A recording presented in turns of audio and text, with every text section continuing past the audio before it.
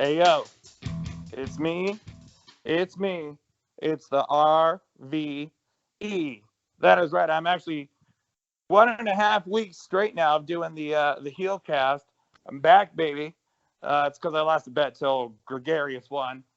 With me this week, I've got my spouse, my partner in crime and rhyme, the bride-to-be, brother Impact Dude _ something or another. What's your fucking name at this point? I don't really care. What's up, brother? I think it's WCW, dude. I feel like no matter what promotion I go with, they just let me down, and WCW let me down so long ago that I've kind of forgotten about it, and all I can remember now are the good times. So you mean AEW? AEW, yeah, AEW, WCW, it's the same shit, right? No, it's not. As much as I love AEW, I wish. And as you can tell by that voice of positivity towards All Elite Wrestling, I've got the return of Goldberg. Goldberg, what's going on, my brother? What's up, guys? I think I like WCW guy better. I think that's a better one. I'm with it. Now, guys, look, before we get started, we are actually watching Impact live, all three of us, and I got to ask you, we got to play a game here, okay? The fuck, marry, kill game, okay? And your choices are Susie, okay? Kimberly, and I'm going to throw you a softball and say Jordan Disgrace. Oh, my God. RV, you want to take it, or? Yeah, I got this. I would fuck Moose.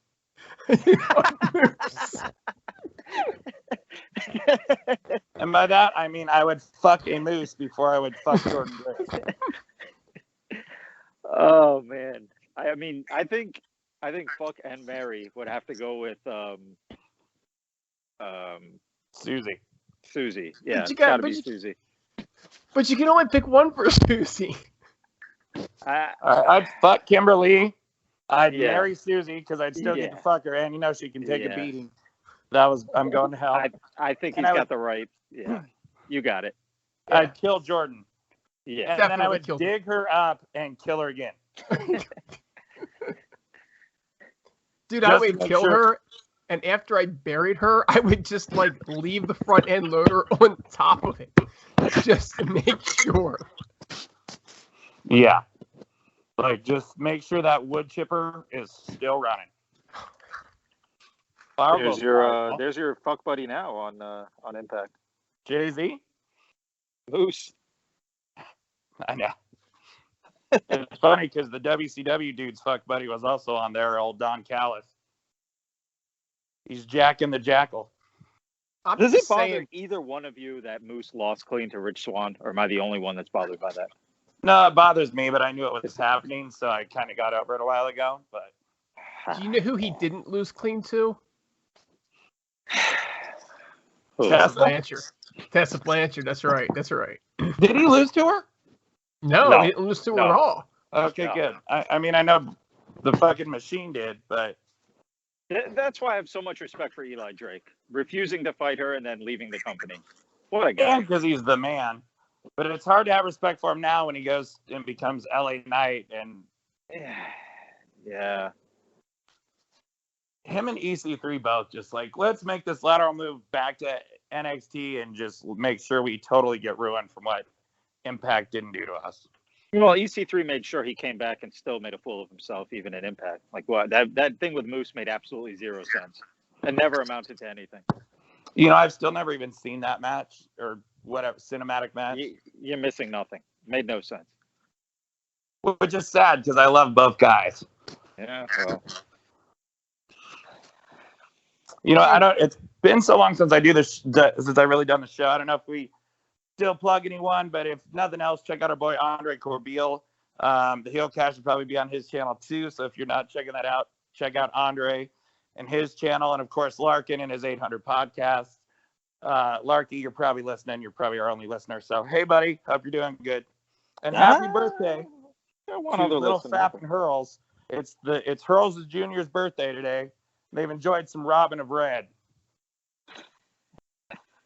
Happy birthday, little Fapper. The Fat Master Jr.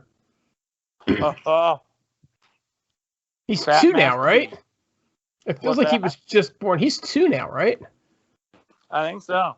It We feels have like he one- was we- literally just born. We have one solid fan that I think should be mentioned. And if you guys go look at the last couple videos at the comments. The one that said the boys are back in town. Yeah, I don't know who it is, unless it's one of us. But we love that guy, and thank you for listening. Tell your friends. Definitely. Shout out Granted, to if you that. listen to the HeelCast, you probably don't have that many friends, but we still appreciate you. That's right. Anyone that might be your friend. He deserves All right. a shout out. Absolutely. We're going to remember your name next week, pal. Dinesh. There you go. Dinesh. Dinesh is the man. All right, gentlemen, we're going to hop into the news. Let's do it. All right. Well, the RVE checked out last week's show, because I wanted to see when I came in and saved the day. But Joe actually did a really good job. But you missed one big thing last week, and then I want to go over a couple things. RIP to who I thought was probably the most insane man ever until I saw this season of Dark Side of the Ring. But New Jack passed away last week. So we all know New Jack, ECW, crazy, natural born killers. Definitely a hardcore man. Definitely a controversial figure. I don't know if you guys saw the Dark Side of the Ring, but that made it even more controversial. But WCW Dude, any thoughts or parting comments towards New Jack?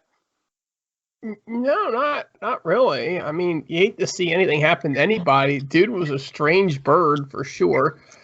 He left an interesting mark on the business, to say the very least. But I mean, regardless, it's sad. We lose these guys too young. You know what I'm saying? It's a problem. Goldberg, any thoughts on the passing of New Jack? Yeah, I mean, who was the wrestler he threw over the Vic Grimes? Vic Grimes, right? Vic Grimes. So it was a little revenge for him, right? Right. But yeah, I mean, I was just watching Impact put a little clip of when they had their little Hardcore Justice, their last ECW reunion, and when he came out and fought the Dudley Boys, and he's a fucking nut job, man. But it's definitely too young, and I had appreciation for how fucking crazy he was. Yeah, man, literally a real life bounty hunter. Like he lived his character, like he was his character. It wasn't even a character. It's fucking nuts. He was, and I mean, if you've seen the Dark Side of the Ring on him, you see it more. Him beating up that really old dude that didn't really like, the guy's gimmick was he didn't feel pain and didn't sell, and oh my god, Gypsy Joe, come on. Yeah. Oh my god, that was brutal.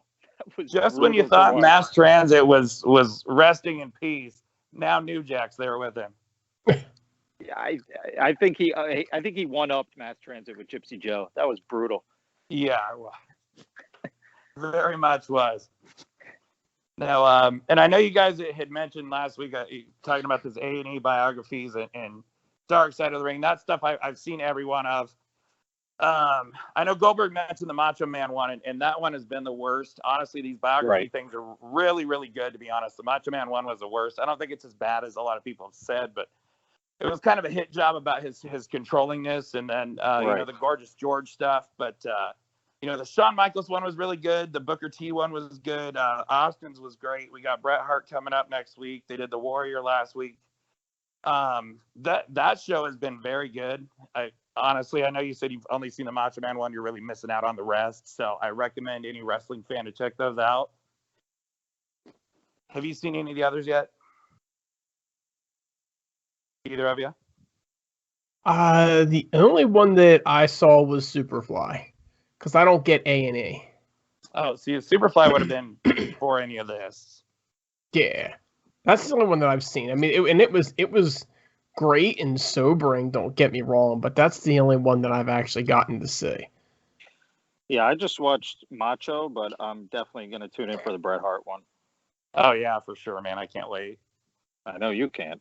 Of course. 'Cause if we added him to the fuck, marry, kill, we'd know the answer. I'd fuck and marry him. We're born on the same day, you know. Oh yeah. Yeah, he's just a little bit older, but still looks better and in better shape than me, despite his stroke and problems. You mean my daughter shares a birthday with you two idiots? Great. No wonder she's so weird. Yeah. You just wait till she gets older and crazier, sir. Oh my God. The other thing, too, after these A&E biographies, they have this show called WWE Hidden Treasures, and it's like yeah. Have you watched that yet? I watched the I did watch one of them. Which one did I watch? No, I can't remember. Wasn't that interesting, I guess. The first time I watched it, I was like, man, whatever. And then I watched like the Undertaker next one, and I've been hooked on them. Like, they're really fucking good. It's where they like go and they get a budget from Triple H to go, and it's some guy that's like training, and he goes with these legends to go try and get stuff that find memorabilia for the Hall of Fame. And it's really fucking addicting for me. But the last one was Jake the Snake. And, Triple H, which is kind of weird because he's working for AEW. But so like Jake fucking legitimately hates the honky tonk man. And Jake actually like blames Honky for all of his problems, like with drugs. Oh, God. When he remember it in the Snake Pit when Honky Tonk Man hit Jake the Snake with the guitar? So apparently that wasn't like a rigged guitar. He just belts him with the real one and couldn't break it. And Jake says that he dealt with the neck pain from that for so long that's where he was like struggling to end the pain, and that's what got him into pills and bullshit. So Jake literally tells Triple H, he's like, I look forward to pissing on his grave. And come on, get over it, bro. If fucking God, today my memory is awful, but if what's his name could get over D'Lo Brown breaking his fucking paralyzing him, like. Did you all hear the story about Jake and the Warrior? About how Jake, at the Hall of Fame, Jake was there, and Jake was legitimately going to kick Warrior's ass at Warrior's Hall of Fame induction, but as he was looking for him to go beat his ass, Warrior comes up from behind him and says, dude, I'm really sorry about, not wanting to work with you, blah, blah, blah. And then he just couldn't hate him anymore. Jake's full of shit, man. He's delusional. I agree. He's fucking delusional. Completely. Well, it's funny, too, because they go, basically, the guy, Jake refuses to go to Jimmy Hart, to go meet Jimmy Hart to try and find, basically, they're trying to find the guitar that Honky hit Jake with. And the guy brings it up to Jimmy, and Jimmy Hart's like, that maybe broke Jake's fingernail, but that was the only thing it did. So it's like Jake kind of, to me, he's got like the bitterness that Bret Hart has going on in a way. He just seems bitter and angry towards everyone. He's in the spotlight a lot right now, and I'm kind of getting a little annoyed at him.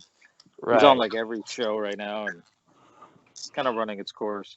I did see the Undertaker one though, and I thought that was pretty cool when they got Paul Bearer's urn.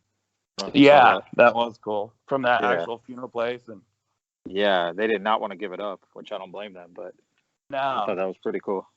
Yeah, man, it's really interesting to me. I don't know, it might not be the same to everyone, but I think they got this week Hammer and Brutus Beefcake, which I think will be cool. Do they? Yeah. Man, I don't know if you guys have seen the Sergeant Slaughter one, but Bob Backlund is a fucking nut. Yeah. Like, that dude is still like... Yeah. They show up, and he, like, lives out in fucking Hills Have Eyes territory. And he's, like, living his gimmick, man. Just a nut job. Bob Backlund is like the most overrated dude in wrestling history. Like, maybe even as much as, maybe not quite as much as Triple H, but close friggin' to it. I think because they made a fool out of him after he was good. Right? But he was good when? Before Hogan in '84? Yeah. Because after that, like, he did nothing until the 90s when they had, like, nobody left on the roster. And then he still isn't somebody that you remember. He's like the most unmemorable person that ever wrestled. But people are like, Bob Backlund, the GOAT. I'm like, the hell are you watching? I can think of one person that's like was somewhat a big deal that's more boring to watch than Bob Backlund, and that's Barry Windham. But Barry Windham wasn't a big. I did agree he was more bigger deal than Backlund, but he wasn't a big deal. I got a question for both of you, and I don't want to drag this conversation on much longer, but Have either one of you ever been to a convention and saw a wrestler there that you felt sorry for? Oh, hell yeah. Who? Because I got a couple. I want to know who. I have never been to anything like that. I'd love to. Who's a dude? He's the WWE now. He was with ROH. He's a real big dude with ROH. And then he was big. Not Donovan Dijak, but same time. And he's in WWE now. And I saw him at a wrestling event, and literally nobody would go up to his freaking table. Another one? Yeah. Here's another one I felt sorry for. Adam Cole. I don't. He's Adam Cole, he's banging DMD, baby. When Adam Cole, yeah, I know, right, was with Ring of Honor, he was the Maryland State Fair. And he was just manning the Ring of Honor table, just sitting there manning it. And he had his little television championship belt there with him. And I was there because we had animals at the time. And I was walking out to get food, and I thought about walking over and saying hey, but he looked pathetic, and I was busy, and I ignored him, and I kept going, as did everybody else. Yeah. So Adam Cole was another one, and it was the I'll get the guy's name here in a minute that I'm talking about. You all know exactly who the heck I'm talking about.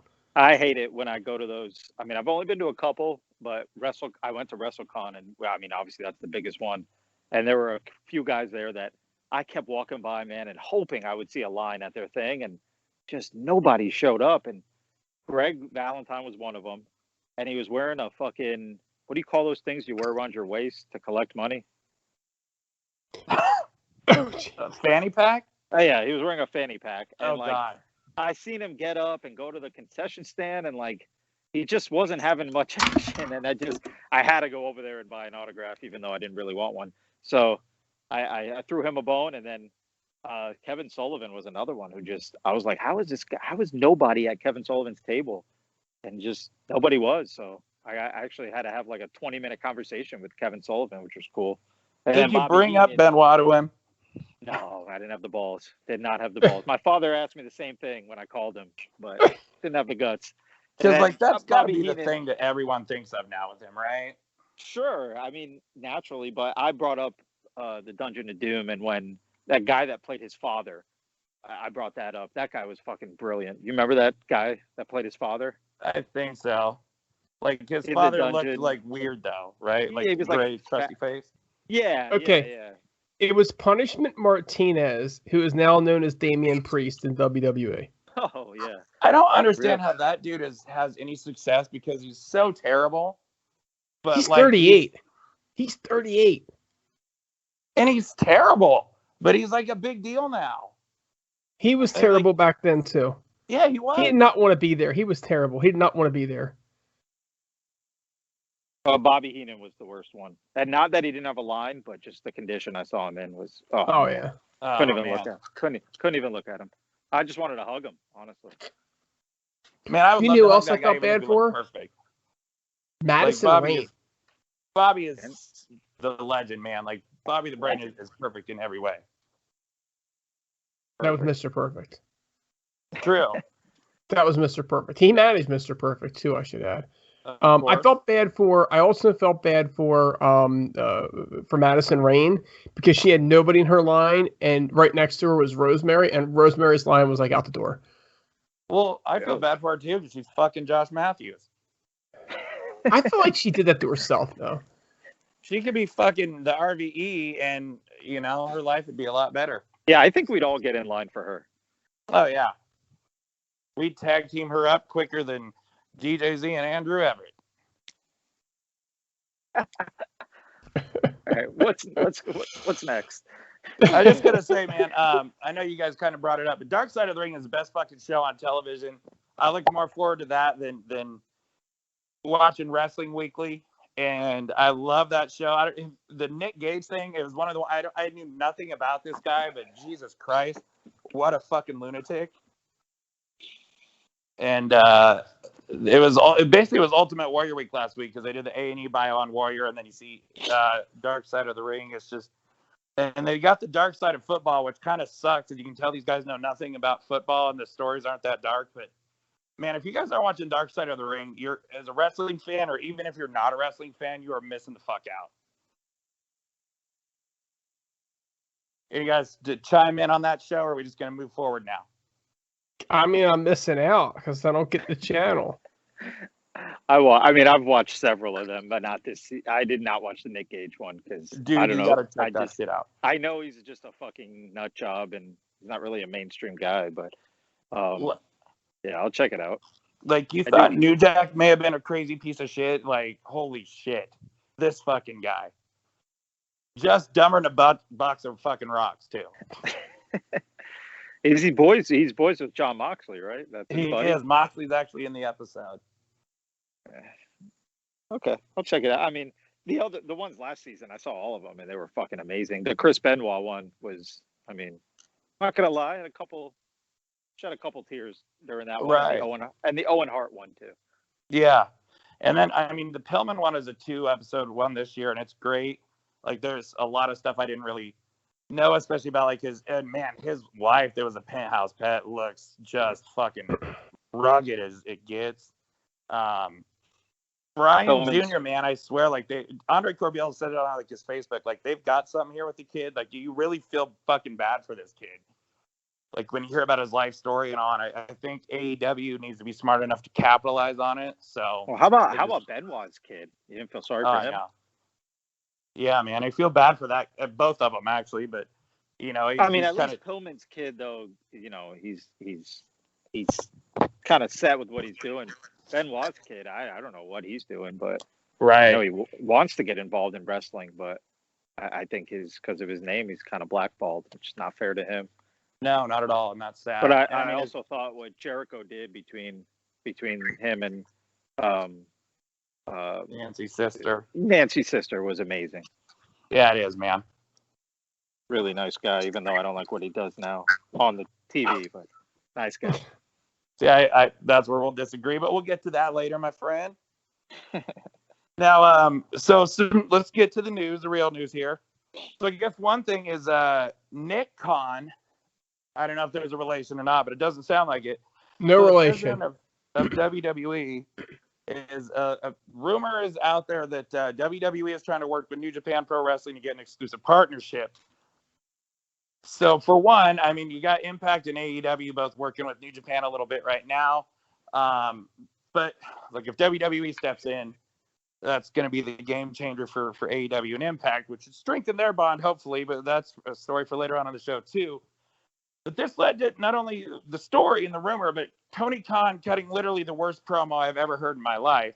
And we'll get into another AEW promo from last week, too. But Goldberg, your thoughts on this, the Tony Khan promo, whatever you want to roll with, my friend. Okay, I'll make it short and sweet. Tony Khan's promo was fucking ridiculously stupid. Go ahead. What he said. I mean, the guy's like, I've got plans with New Japan already. It's like, well, business and people change their plans a lot. And trust me, just because you beat NXT doesn't mean WWE's still not the top dog. Truthfully, I could give a shit less who works with New Japan because I have no fucking interest in New Japan. Is Tony Khan on drugs? Yes. He's got to be, right? Yes. Like, he beats Dixie out for Smark and Mark of the Year, or of all time, by a lot. I miss Dixie, man. I really miss her. I miss her money, and that's sad. Like, I miss the fact that I'm watching some of these Impact greatest moments on Impact Plus right now, as I'm watching the show on Twitch, and this is all Dixie's money that I'm watching here, and I do miss it. But here's the thing about Tony Khan and what he said. He talked to New Japan first, and they said, you know, there ain't nothing going on here. You go ahead and cut a promo. So basically, oh man, Elix Skipper's getting ready to walk the walk, baby. Basically what he said was, we're going to go out and we're going to say that these rumors are full of shit. You know what I'm saying? And that's what he did. And he has New Japan's back and New Japan has his back. And I think that's great because really AEW has a lot more to offer New Japan than what WC. God, that is an amazing move. Elix Skipper across the top. What are you watching? Right now? I'm watching on Twitch, so I get to see Elix Skipper go across the top stage for a commercial. I like the Triple X and AMW, right? Because that is not on my TV right now. I know, because you're watching on the right channel. So But the bottom line here is that, all distractions aside, is that WWE is going to send a superstar over there and say, here you go, you got a superstar over there. They're going to take somebody and maybe put them on WWE TV like once, maybe not at all. They're not going to allow New Japan to grow. AEW is going to do it in a way that allows New Japan to actually grow by defending their championship on TV, putting their championship on a top talent, bringing their people over and putting them in good spots to actually help their business grow. So I can understand where WWE might try to step in and do something, but they're wise to stay away from it because they're not going to get anything out of it. It's going to be one way. Yeah. Here's my problem with this New Japan shit though, and obviously Impact is working with them right now, right? They have to be. Of course. So they bring these guys in on Impact, and like I don't know who the fuck they are, and they bring them in like it's a big deal. Like does the mainstream fan know these people? Do you know these people? No, but the Ring of Honor marks did too. And so what? Impact. What percentage of the ratings is it? Like, are they interested in bringing in new fans? Because I never heard of any of these people. So what Impact has been trying to do over the last couple of years is get that rabid base that ROH had, because they're all gone now. Nobody watches ROH anymore. I can't tell you a single champion or anybody that's in there other than I think Matt Taven's back, right? And Bennett's there too, and Bennett's in NWA. So no, he's in ROH. He's in ROH. Okay, see, I can't even freaking tell you where Bennett is. But the bottom line is that fan base bought merchandise. That fan base went to events. Impact is looking to sell events, sell merchandise. The people that have traditionally watched Impact are not people that are easy to monetize. It's that casual fan that shows up, and they watch the show on Mondays or Wednesdays or Thursdays or whatever, Tuesdays, whatever channel, whatever night they choose to be on or is chosen for them. But they don't actually buy product. They fast forward through the commercials. Those people, those younger people, that you're talking about, Goldberg, they actually buy shit. So the people that know who these guys are, who are not me, okay, they're actually out there. They're going to buy a T-shirt. They're going to go to your live event, and they're going to do those things. And that is what they're marketing to. And that's why it kind of works for them. But they're on like MLW should be doing that, not Impact. Impact's on television. Like, I don't know. They bring in this guy. I don't even know his name. I can't even tell you his name. And he's fighting Joe. Yeah. Like, he just immediately debuted, and he's fighting Joe Doring on their next. I don't know if it's a pay-per-view, whatever the fuck you want to call it, special event. I don't know what they call it, but he's just immediately fighting Joe Doring because they've had this rivalry in Japan. Like, I don't know who he is. I don't care about that match. Right, and I gotta agree with Goldberg. Like, this is what they've had Finn Juice. They've had this is like the third or fourth thing of New Japan guys that have debuted on Impact. Immediately, they all go over. Yeah, they bring them in like it's a big deal. But you're right. I have no clue who they are. Any of them. You're like, is Impact trying to gain more viewers or the casual? The casual fan doesn't know. The thing with Impact is if you're watching Impact, you're more than a casual fan. At this point, yeah, you have to be. Yeah. The thing, too, though, I mean, the Impact and the ROH fan bases are different. Like, the ROH fan base is like, you're smart. I'm all about, this indie wrestling, New Japan, all that. And Impact fan base is a little bit different, even though the companies are so similar. And, I mean, Impact, with what WCW Dude's trying to say is, the Impact fan is they're trying to get the ROH kind of rabid fan base. But Impact still doesn't do that. Like the ROH fans, as small as they are still the more dedicated, hardcore, you'll see me at every indie event possible kind of guy. With Impact fan base, I still don't think ever has been. But it's like, it's trying to help Impact grow, but I don't know what it's doing. I think Impact's biggest thing is to coat ride AEW, but, we'll see. And I mean, what is Impact? Are any of the Impact guys going to work Japan to try and get bigger in Japan? Well, Impact to me, Impact's biggest problem, and we're spending way too much time on this fucking stupid show, but Impact's biggest problem has been the fact for years they've just brought guys in and immediately given them title shots, or girls. Immediately. As soon as they come in, they get a title shot. Like, you got to build angles. You got to build, like, rival. You got to do something. Like, you can't just immediately bring people in, and they've done it for years. They gave Pentagon the title right when he came in. Remember that? I Yeah. do. And they never get it back to him either, which was actually a even bigger mistake. Then they're doing it right now with this stupid Ellering and Jordan Grace tag team, which makes no sense. Like they did it with them. It's funny that you say that because I was watching some of the early Starrcades. Okay, and I want to say it was the one from '85. Don't hold me to this, but Ronnie Garvin was there, and Ronnie Garvin was a big freaking deal. Okay, Boring. but he was a big deal in the NWA at the time. It was a big deal with Crockett. I mean, he was an NWA World Champion, and then I'm watching WrestleMania 5. And he was actually, did you know he was actually on WrestleMania 5? I just watched WrestleMania 5 a few weeks ago, so I remember. And so you remember who he wrestled, right? Was it Hercules or was it Dino or Dino Bravo? And he jobbed the Dino Bravo, and they treated him like he was I mean, they would mention Hands of Stone, Ronnie Garvin once in a while, but he was a nobody. Okay. And he was a much better worker than Dino Bravo was, but he was a nobody. And so you're right, Goldberg. Impact takes these people and they give them the championship right away. They give them title shots right away. They give them big spots.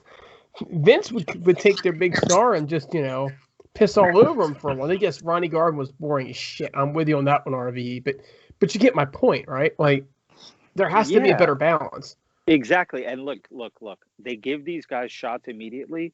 Wouldn't you feel slighted if you were Moose or you were fucking a guy who's been there and put the work in and you're not, and like I'm shocked that Big Cass doesn't already have the fucking title. I'm shocked. Would you stay? Would you resign? I mean, Moose? No.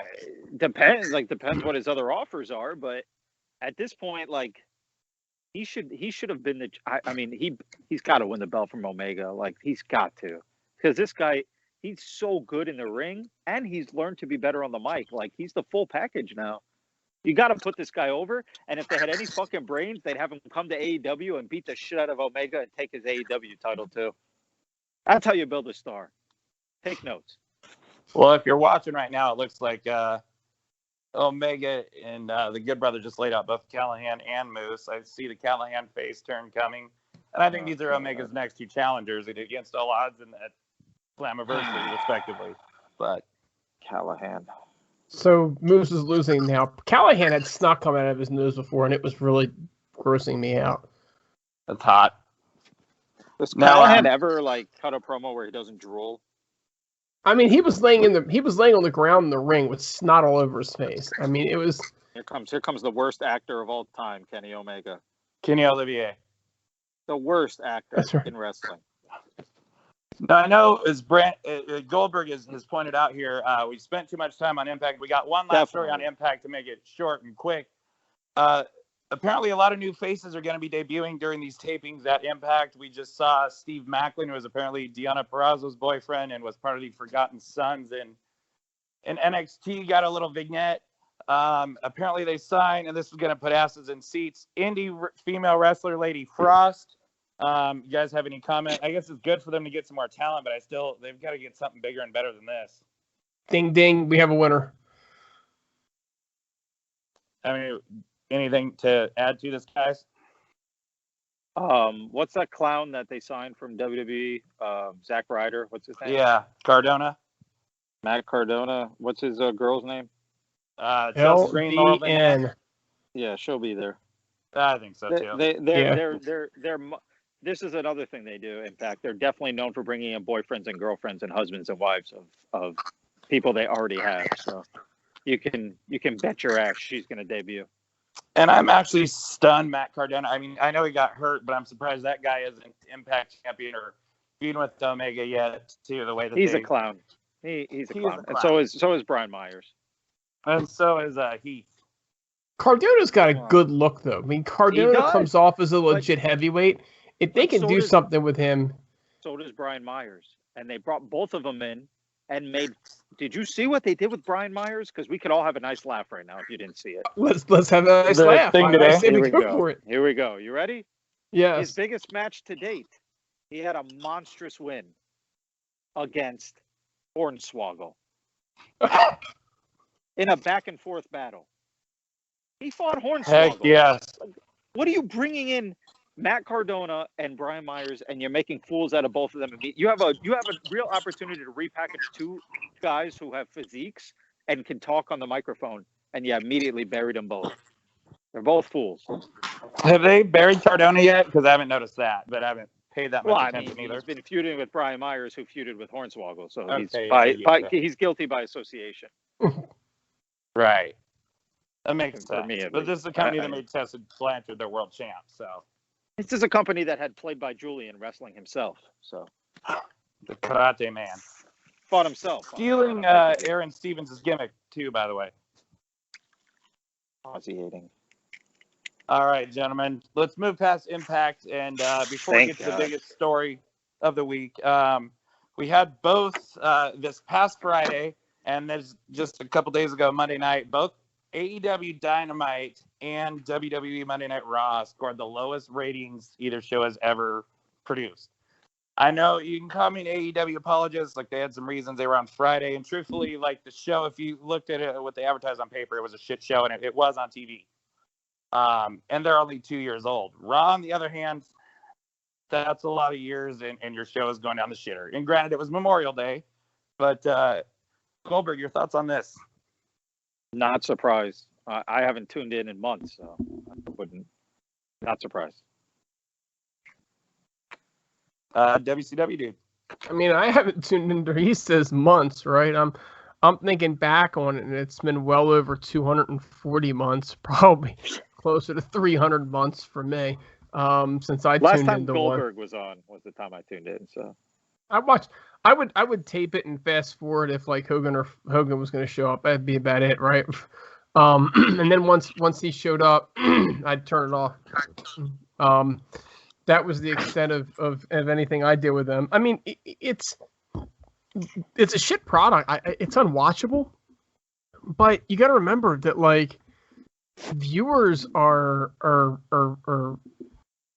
scattering because there's so many more options. Like my brother does nothing but watch YouTube now, right? I mean, like YouTube, right? I got like hundreds of channels on YouTube TV, and then there's Netflix, right? And then there's Peacock. And if you ask me, would I rather watch Raw or would I rather watch an old episode of, WrestleMania or Starrcade, guess which I'm going to pick. And so you're going to lose viewers that way. There's more competition, and then they're not as good as they used to be. So it's, it's going to happen. I'll watch the Royal Rumble here and there. I'll watch the Royal Rumble yearly. I'll kind of tune in to watch the match sometimes. Sometimes I won't. I've watched the last few WrestleManias.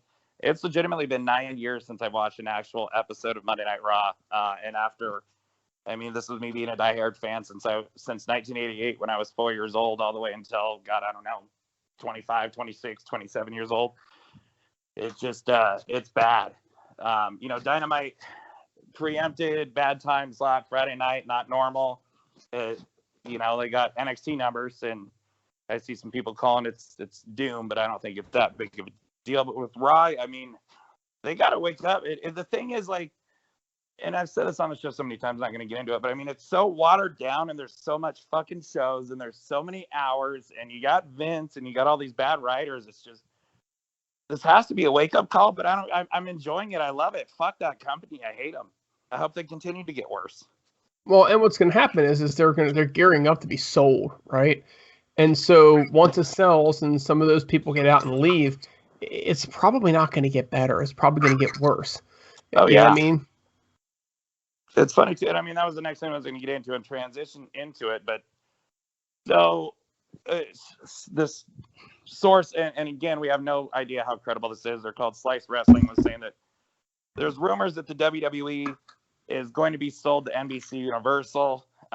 Again, take that with a grain of salt until you hear anything. But which kind of ties into what happened yesterday is that WWE released some more talent. And few big names. Aleister Black.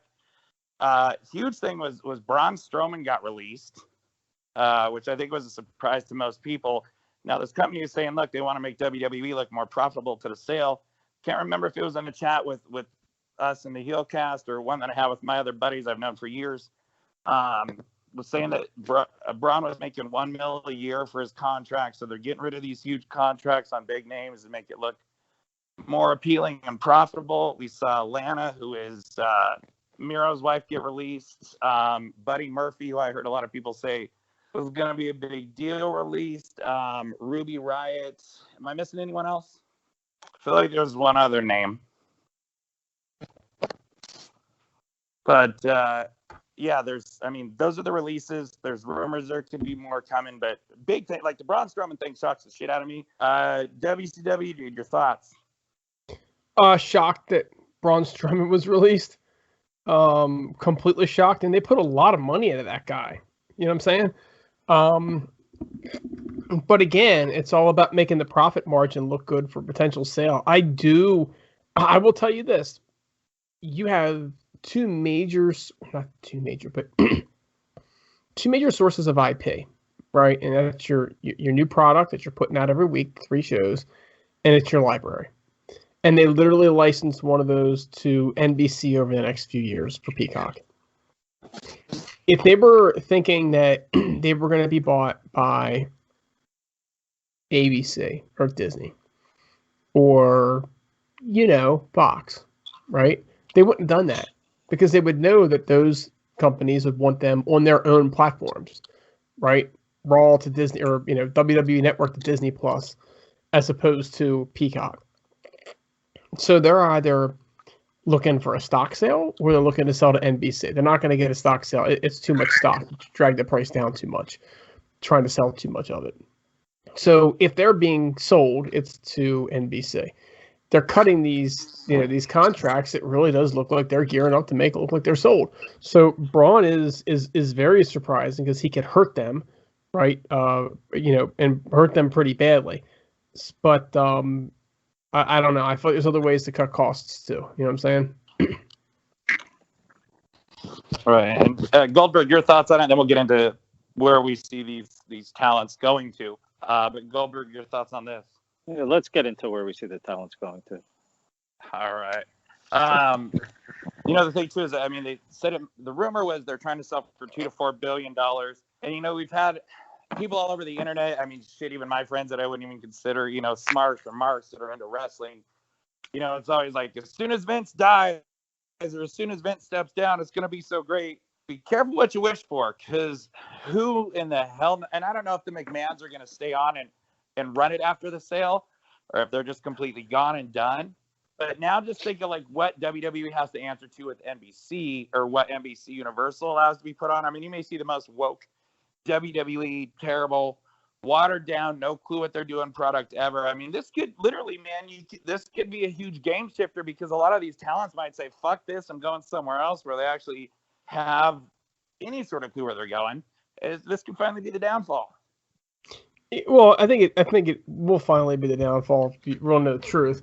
But when companies are bought like this, they typically will get upper management to sign deals, because it's not like let's assume it's NBC, because that is obviously the sensible suitor here. It's not like they're already in the wrestling business. We'll bring our own people in, so they're not going to buy a company and then let all of management walk. So Triple H is going to be stuck there for a while. Stephanie's going to be stuck there for a while. Vince will probably be stuck there for a little bit before he's able to and allowed to physically retire. But Vince will probably want to stay on anyway, knowing him. Yeah, I think Vince will be, or wants to stay there till the day he dies. So, look, there's AEW, New Japan, Impact, Ring of Honor, MLW with the Vice deal. Braun Strowman, of course, a big name. Look, they just had destroyed Shane McMahon at WrestleMania, the guy they put over Goldberg, and not our Goldberg, but Bill Goldberg. What a last year mistake. at WrestleMania, and literally one of the worst matches I've ever seen. Ever. Yeah. Now the guy last year put out a tweet kind of bashing Evil Uno and other indie or wrestlers saying stop being poor, go get another job. I still think this is AEW's got to get the guy. But Goldberg, your thoughts on where's the big name go? I think Braun Strowman goes to AEW. He's got to go to the next mainstream show. WCW Dude? I think they're foolish not to make a huge play for him, and I think part of it could be to also send him to New Japan. I think if the guy could do what Mox is doing and be able to wrestle in both places, and actually Mox is wrestling down in AAA some too, isn't he? I think that's incredibly lucrative, and I think that it's another one of those ones that can. He's a guy that can help be a game changer. I'm not saying he's going to be a game changer on his own, but if you start to put him with Mox, put him with Jericho, and then put him with some of the other talent like Omega, I do believe that you can start to have something. I mean, look at Miro. Miro's amazing. Like, that guy is just killing. And then he's working with Lance Archer, who's a guy who is also just unbelievable, but unknown. When you start to mix that unknown talent with that known talent, they're building a hell of a roster over there. But of course, we still get stuck with Darby Allin and Jungle Boy. And I mean, they buried Lance Archer. He can't win a match. Yeah, that's what I was saying. I mean, if they get Braun Strowman, I was gonna say, man, poor Lance Archer. Yeah, Lance Archer's good for a guy who's like who you think can win a match, but he'll anytime he's in a big match, he's gonna lose. Yeah, but they can eventually put him over, and they can do the same thing with Cage too, is falling in that same category. But just think about some of the monsters they've got over there, and we're not even talking about guys like Luchasaurus, who I think has a hell of an upside. They just stop making him out to be a fucking dinosaur. But that's what they've done. They haven't built these guys. Like, they do have big names, and that's the thing. Like, they have a great roster overall. Like, I know I'm Mr. Negative when it comes to AEW, but their roster overall is tremendous. They just don't know how to build stars. They just don't know how to build how to build these guys the right way. They don't. They haven't built them. They haven't done good with Brian Cage. Luchasaurus is a clown. I mean, there's no way. Yeah, he'd have to go on a run of beating people every week.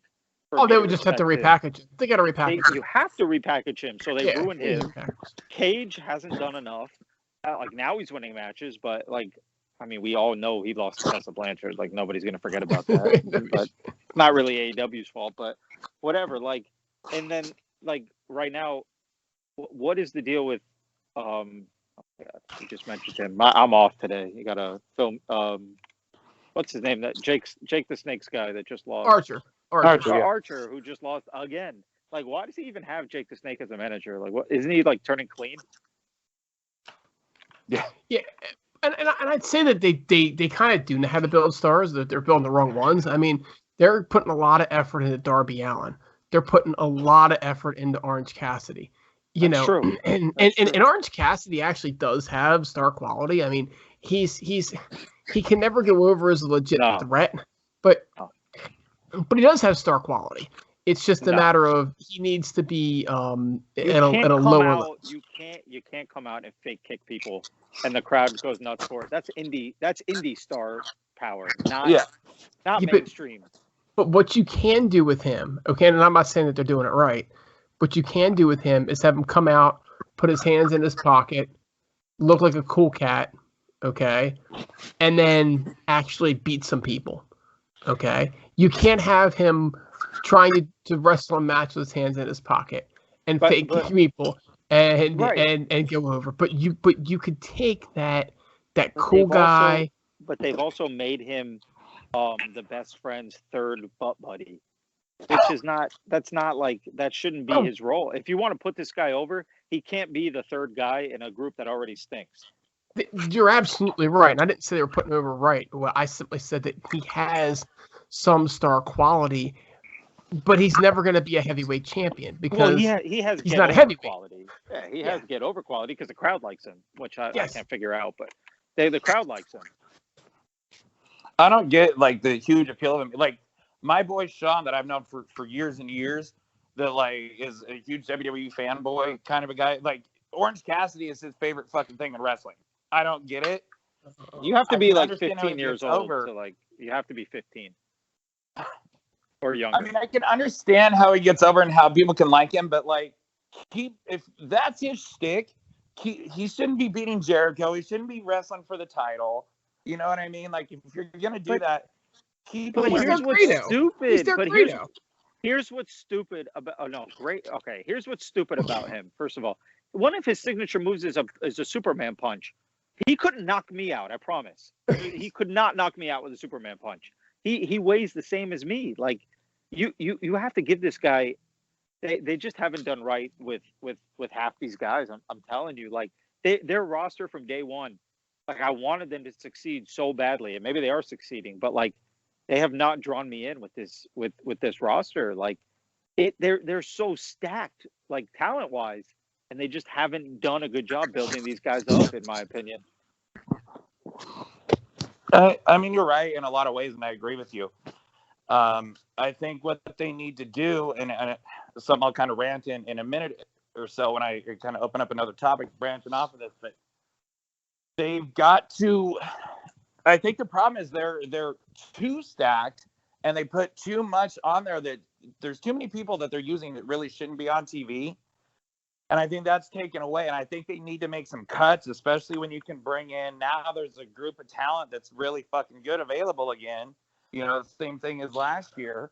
Well, also, like we talked about this a few weeks ago on the show. Like I said to Hurls, and I think WCW, I think you were on the show too. Maybe like we were trying to figure out one guy that's not in a fucking stable or a tag team. And all we could come up with was Christian Cage. And he was on the show for 2 weeks at that point. Like not everybody needs to be in a stable, and not everybody needs to be in a match that has a million kickouts and goes 20 minutes with people flying over the ropes. Well, Miro went solo now. Miro went solo. Okay, but they randomly do shit. That's my problem with them. Is Miro was with Kip for fucking months, like doing stupid shit, doing really stupid shit, and now I'm supposed to take him seriously? He's a goofball. Yeah, he has muscles and he has a good look, but he's a goofball. And Jade Cargill, she was going to be solo, and now she picked to sign one with like the worst manager that they've got. She was the free agent that everybody wanted, and she chooses. He was the lawyer for was it MJF's lawyer? I think he was MJF's lawyer. They stunted MJF too. He should be champ by now. Oh yeah. The worst part about Jade Cargill, though, you want to know this? It's either her or Red Velvet, but I think it's Jade. She is fucking Wes Briscoe. Oh, you mean like legitimately? That's who? Yeah, like that's her boy. Oh, I thought you meant her. Oh God, you're fucking like Aces and Eights, Wes Briscoe. Oh my God. It's together. It's either her or Red Velvet. I know that. But Red Velvet. It's Red Velvet. It's Red Velvet. She's ass. She's terrible, man. Red Velvet is terrible, but Jade Cargill is freaking shit. They need to make she's that pretty girl badass. A fucking superstar. She has the it quality all day and all night to be like the greatest thing in women's wrestling ever, and she's still young. They just need to. They need to just pull the trigger on her and just send her right to the moon. I would right to the fucking moon. They're going to. I mean, right now that they have the face of their division as the champs, we'll get into. But look, it's the other talent. Does anyone here not think Lana is going to end up with Miro in AEW? Oh, of course she will. Yeah, absolutely. So I mean, look, the other two, the real big names is Aleister Black and Buddy Murphy. So predictions on where either of these guys will go? Well, first of all, I want to wish a happy birthday to Jade Cargill. Today is her birthday. Happy birthday, boo. So there's that. And I don't really care where some of these guys go. I mean, I don't give a shit where either one of them go. Like, I don't care. I don't need them on my TV screen. I'll say Buddy, Impact, and Aleister, AEW. Probably. Well, it could be. Uh-oh. I kind of think Aleister goes to AEW. You guys still hear me? We can hear you now. Yeah. Okay. I mean, I kind of think Aleister Black ends up in AEW. Buddy Murphy maybe to Impact or something. But here's the thing, and we had Samoa Joe and some other cuts, and I think there's going to be some more cuts coming from WWE. Now, I've heard rumors that Keith Lee and Garza Jr. are on the chopping block and going to be gone. But here's the thing, man, is AEW can't sign all these people. You got New Japan, Impact. Like, those are the top three. And it'd be nice to see MLW do something. But you can't sign everyone. And there's this forbidden door that Tony Khan keeps talking about, but it's not really been a forbidden door. You guys in agreement with me there? Yeah, it sucks. Yeah, it does. It really does suck. And it's, in my opinion, look. And I'm sick of the phrase Forbidden Door, too. They've completely buried the phrase. They have. So I think, look, basically, if AEW is going to take the step, they got to get these people, but they got to make some cuts like we talked about. But it's time to, like, really open this partnership with AEW and Impact, because it's like Impact can get some people, AEW, New Japan, like this, especially, you know, you got Samoa Joe, these new names. But and I talked to you guys about this in the text, but I just want to say, like, if they were to do this and really do it, I mean, we could see, you know, Christian go into Hall of Fame. You've got Kazarian, who's now like the elite hunter or whatever. You know, how about Kazarian shows up on Impact and goes after the Good Brothers because they won't be there, and he gets through Nick and Matt one-on-one, and, you know, now you're Kazarian dreaming. is You're dreaming. Omega. Whatever ideas you have, it's not going to happen. I learned that when they started this pretend partnership. Whatever ideas you have, it's not going to happen. But your ideas are definitely better than theirs. I'll say that. I mean, you know, you could see Kaz challenging Omega for the Impact belt. You know, Cody can't win the AEW title, so he could challenge for Omega. You could see, like, FTR, who wanted to belt collect against, you know, Rhino and Doring or Santana Ortiz and Lucha Brothers. You know, you could send Callahan over with Moxley and Kingston. You know, and you could promote Omega and Callahan at Slammiversary, you know, Motor City and the Bucks, Rosemary, Abaddon, like, give Moose a contract to where he can do what the Good Brothers do, put some Impact people up. You know, like, there's no reason that you can't send, you know, if we can have Serena Deeb against Riho on the buy-in for a pay-per-view, there's no reason we can't get an X Division or you know, women's knockouts titles or something like that. This is the perfect opportunity with these releases, and who knows what's happening with WWE, for the three to really work together and get these talent. I mean, does it not seem like a no-brainer to you guys? It does, and Garza Jr. going to AAA also seems like a no-brainer. Yeah. And I could see him wrestling for AAA, and he's one I could see, you know, doing MLW too.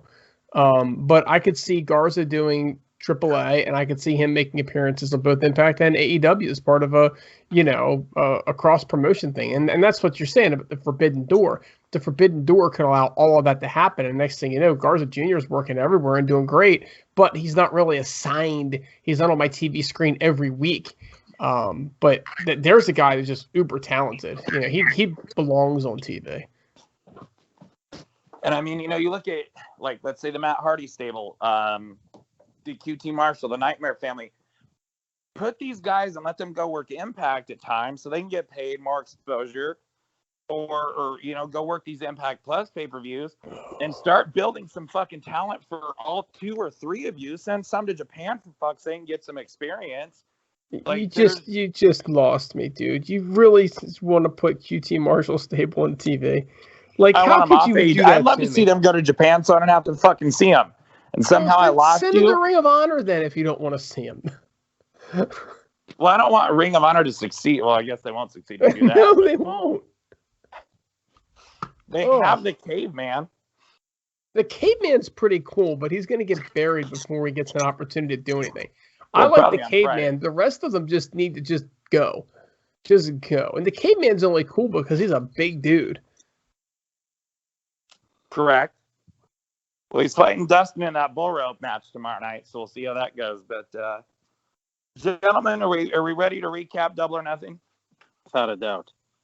All right. Did anyone else watch the show other than me? I had not gotten to it.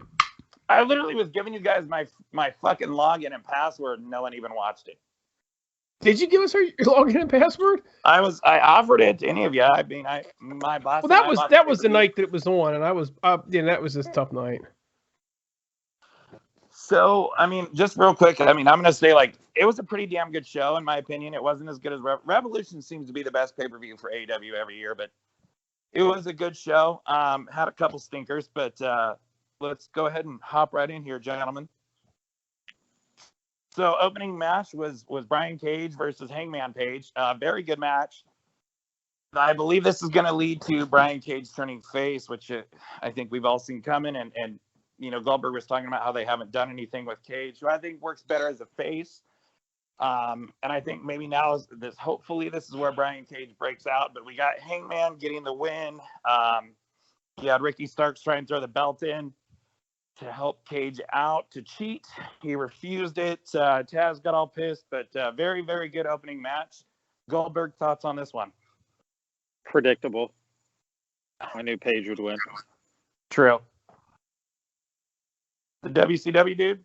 I mean, I think the whole card in a lot of ways was predictable, but I'll say this: they need to put Brian Cage over in some way, shape, or form, and I'm tired of Team Taz. Team Taz is just, I mean, you might as well put them with the QT Marshall guys. Now, if you take Taz and send him over to Impact, right, that could work with Team Taz. Oh yeah, and they do good there. And by the way, Ricky Starks still sucks. I remember when Nick Aldis was running around saying that they had this guy, Ricky Starks, when they started NWA, and he was going to be the next great big thing, and in 2 years, he was going to be everywhere. It's been 2 years, and dude still sucks. I think he's been a lot better in AEW than he was in the NWA, though.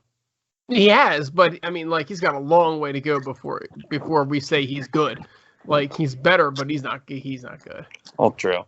You know, and I think before Starks getting injured, I think the plan would have been Brian Cage against Christian Cage at this pay-per-view, and then we would have saw Cage turn face afterwards, and then I think basically, hopefully, this ends with Brian Cage and Christian Cage beating Starks and House Hobbs.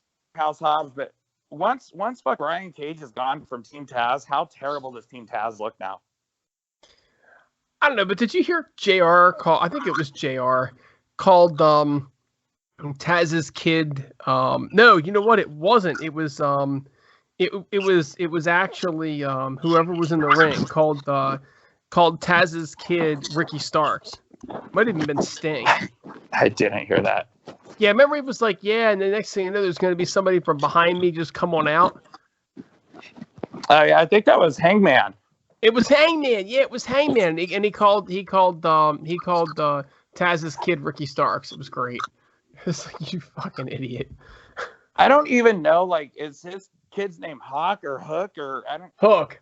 Hook. H-O-O-K. I don't know. Like, that dude's a skinny fuck, dude. He makes me look like I'm freaking buff, and I'm freaking twit. Oh, and by the way, speaking of buff, Bagwell's fucking mugshot looks like a high school gym teacher that just got caught fucking a 15-year-old student, by the way. That's what his mugshot looks like. So, now the second match, in my opinion, was match of the night. And look, I know we're not big on the Young Bucks here, that big. I like Matt much more than the balding one. But this was another instant classic for me. And the Young Bucks against, Hangman and Omega and Pac and Phoenix. And this match was fucking great, man. There was a lot of I'm disappointed in the winner, but this was match of the night for me. Just really entertaining. It went a long time. I'm disappointed the Bucks won. Really, basically, Moxley pretty much wrestled this whole match. I don't know if it's Kingston couldn't go or if he was hurt or whatever. But, man, good performance by Moxley. Just stuck to see Moxley get pinned clean. WCW, dude, your thoughts on this one? I mean, Kingston's got that dad bod going on, right? I mean, like, oh my God. Like, dude, hit the fucking gym even a little, right? You know what? You can say all you want about the Young Bucks, and I get the criticism, but they deliver in the ring. They absolutely are just spot on, fantastic. It might just be that there's a little too much, right? That they don't do the whole selling thing. They don't do the whole ring psychology thing, but they can put on one hell of an exciting match. I mean, this is not a shock that they would get match of the night honors. It's just that they need to learn how to freaking sell.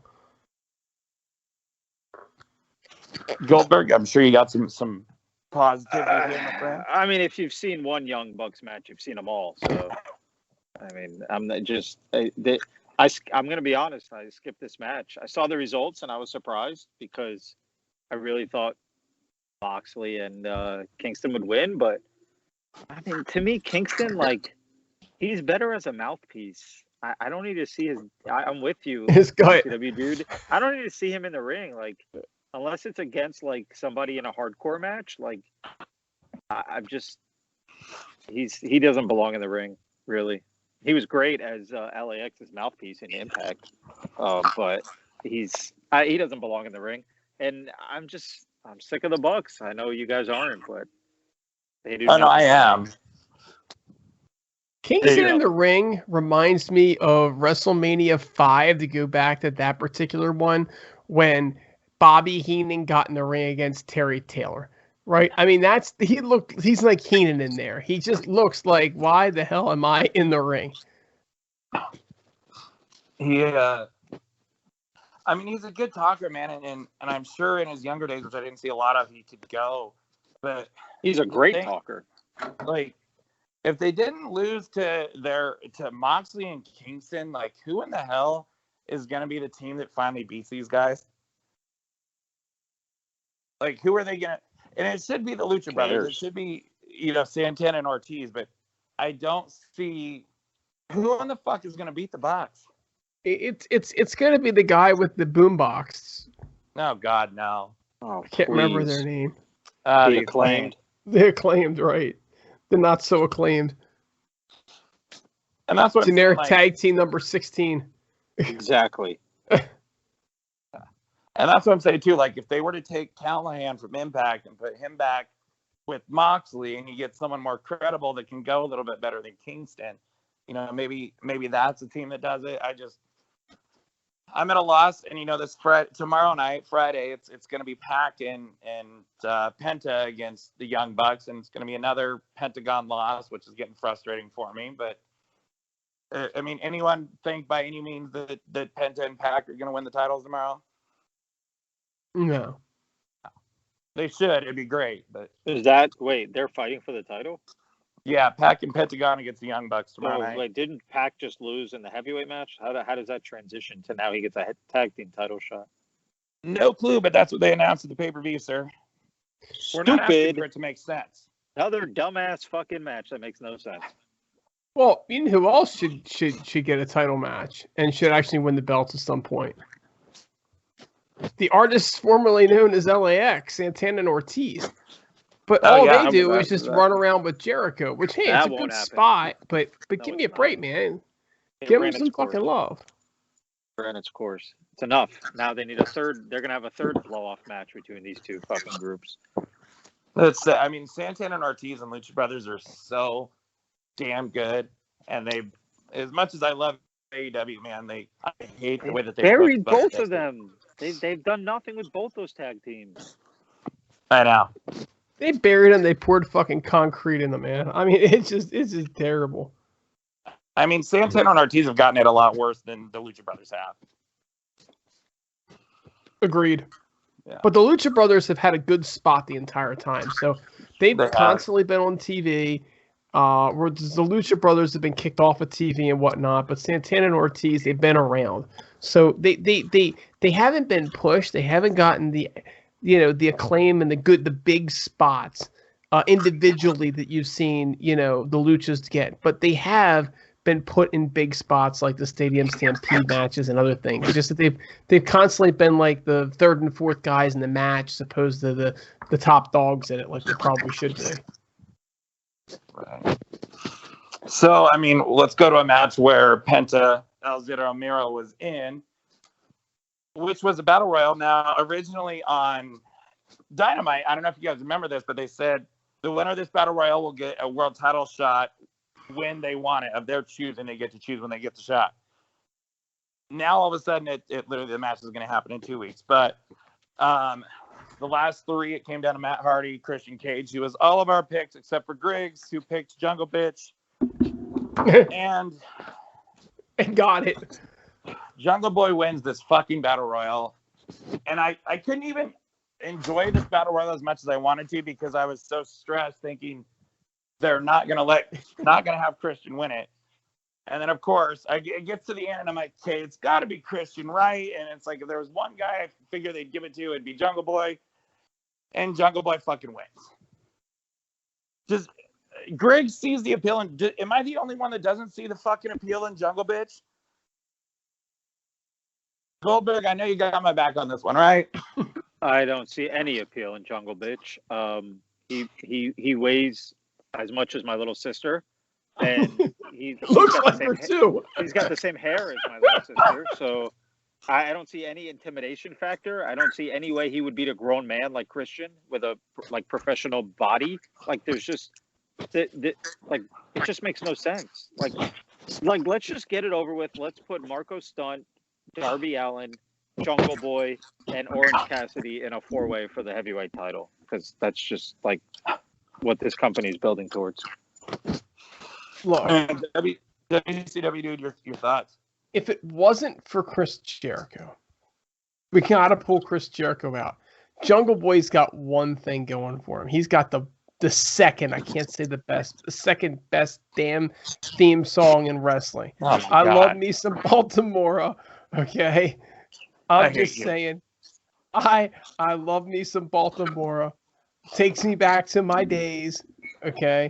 Outside of that, every once in a while I see his dad in him a little bit. I don't know if that makes it better or worse, but no, he's not appealing. He does not deserve the spot that he's in. Maybe in 10 years, when he actually grows some real facial hair, looks like a man, fills out a little bit, gains some personality, gains some physique, he'll be something. And he'll be marketable. Maybe he'll be damn marketable, but he's too young. He's not ready. And apparently Tony Khan, from what I heard at the start, it's Jungle Boy and Scorpio Sky. He's got like a hard on for. And I don't see I see it a lot more with Scorpio than I see it with Jungle Boy, but I don't really see it in either. But it's just. Well, Scorpio looks like a man, but he doesn't get pushed because he still sucks. But he at least looks like a freaking adult. Right, so I don't know why Tony Khan has a hard on for him either, because he sucks. But in reality, he's not doing much. Okay, he's just wallowing around out there because they can't get him over. Jungle Boy had done a better job at getting him over, but look at their target audience. It's middle-aged people like me who just happen to really love Baltimore,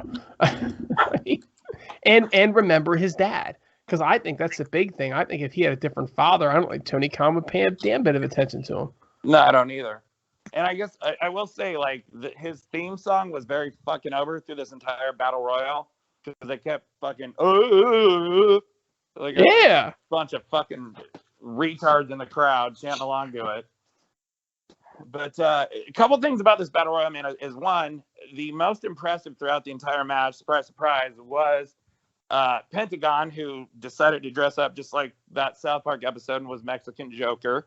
I'm sure there's another Mexican Joker who's now a huge fan of him because he dressed up as a Joker, but we won't get into that. It's the thing about this battle royal too. It's supposed to be the winner gets a world title shot, but there were like a few decent wrestlers in there, but there was a lot of just garbage shit in it. Like, why in the hell would this person be in there? If you notice, like Chuck, Trent, Luchasaurus weren't in the match.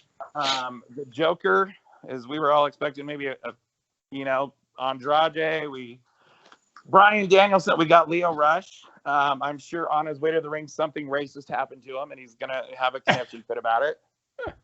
Well, that's why he was eliminated in 47 seconds. Yeah, it didn't last very long. It's just, man, they have dropped, and part of it is him. He's not the same guy as he once was, and he's older. It's been 7 years, but they have dropped the ball with Christian Cage so bad so far. And I one, it's like they hyped him up like he had to be Brock Lesnar coming in, and it was pretty much impossible for the build for him to live up to it. Yep. But I mean, the thing, unfortunately, he doesn't really fit because he's still a really good wrestler that sells, and tries to tell a story instead of like not selling and doing a million kickouts. But it just, God, I'm trying to think of one guy on this roster that has come in and they've done a good job building up, and I can't name one. Somebody, please, like one of you, give me one guy that has been brought in and has been built properly. Gian Moxley. Yeah, that is true. And Jericho. But, I mean, they both kind of, they're themselves. I mean, they were built prior. I mean, it's easy to point to those two guys, right? Because when they're that Jericho good. When he came in, and now I just don't like. He's just annoying at this point. Who's that? It's Jericho. I mean, this routine though with the like nobody in the inner circle has benefited from being in the inner circle. Sammy. Not really. Why? Because he scored a pin finally. I think they're making Sammy a star. Well, they've certainly waited long enough. But I can't argue with you there. I mean, they built Archer and Cage up good at the start, and then that's failed. Well, Miro, they're doing well let's with right shock now. Miro. They ruined him when he came in. Let's shock everybody. And MJF has his own stable, who immediately gets literally, not figuratively, flushed down the toilet the next week after they debut. Like just nothing they do makes any sense. So the rub with Miro was that they had a tough time because they didn't have a live crowd, and so they had to switch plans, and they suddenly didn't have anything for him. So they used them as best as they could, and now I think they're just getting around to having a plan for him, and that's why he's suddenly, starting to look better. They apparently had trouble booking him into a top spot because they just didn't have a spot in the top spot for him at the time. That was the issue with Miro. And I think it's working now for Miro, which we'll get into in a sec. The one thing I wanted to bring up there, guys, is Christian, he comes in, he debuts against, and, he has an impressive second night debut against Omega, comes in a little bit hot. And then it's been a falter with Team Taz since, and really nothing going with him. His matches have been good. They just haven't been the AEW style. But who is going to be the guy that beats Omega? Because let's be honest, like they've already done Moxley. Cody Rhodes can't challenge for the AEW title. So you got your option. It's going to be Paige. It's going to be the rubber match with Jericho. The only other really credible name would be Christian. Now wouldn't it make more sense for Christian to go out here, win it, go blow off with Team Taz, and then say, I'm coming at full gear, all out for Omega, and then build them up to be hot? Because you don't have anyone else that's credible. I don't understand this. I don't understand why they brought him in so hot just to falter him down so much. It just... Well, I don't think he's done a good job of actually doing a whole lot with the spot that he's been put in either. And I agree it's not the best spot, but he hasn't exactly, gotten himself over. The guy they need to put over Omega is absolutely Hangman Adam Page. The problem is that, Hangman Adam Page, he was a drunk a few weeks ago. Now all of a sudden, there's no alcohol anymore. What's your gimmick, dude? They did not do him justice either. They put him in an angle with the Dork Order. Yeah. Really? And this is sense. Yeah. It made this is after it fell apart sense, too, right? And it amounted to nothing. Exactly. It amounted to nothing and made no sense. They I wanted him to be the guy, and now to me, it should have been Christian at this point because they made Hangman Adam Page a fool too. You've got to build somebody to be a beast or somebody to be consistently good. Can't have these guys losing matches and then all of a sudden I'm supposed to take them seriously. Right. One thing I do want to give props to, because this is the first time I've heard Paul White on commentary. And I'm actually, I want to give him props because this guy, and apparently there's been rumor that he said he has the itch, really wants to get back into the ring. He shows it in his commentary, man. The guy was excited. He put stuff over as being big, and I just want to say, I'm very impressed with him, and I think, good God, man, he's the complete opposite of what Josh Matthews is. Josh Matthews. I mean, but it was also another misleading thing from AEW. So I'm going to be Mr. Negative. I'm going to take that role. When he signed, they said he would be an in-ring competitor, and he has yet to get his ass in the ring. True. I mean, it hasn't been that long, and he's probably going to be part-time, but I agree with you, but I think eventually it'll happen. But they did say he would get in the ring, right? I believe so, but they kind of made it sound like it wouldn't be very often. Yeah, they didn't make it sound like he was going to be a full-time wrestler. So. They said in addition to in-ring, he'll be the announcer. That was their quote, so bullshit. Oh. Well, we'll see. Just bring Hogan back and give him the title. Let's get this over with. I'm good with that. That they hate him. They do. Tony Khan, Big Shot, hates him. Yeah. They can bring Hulk Hogan back, though, because racism no longer exists, because Cody fucking Rhodes is ended racism.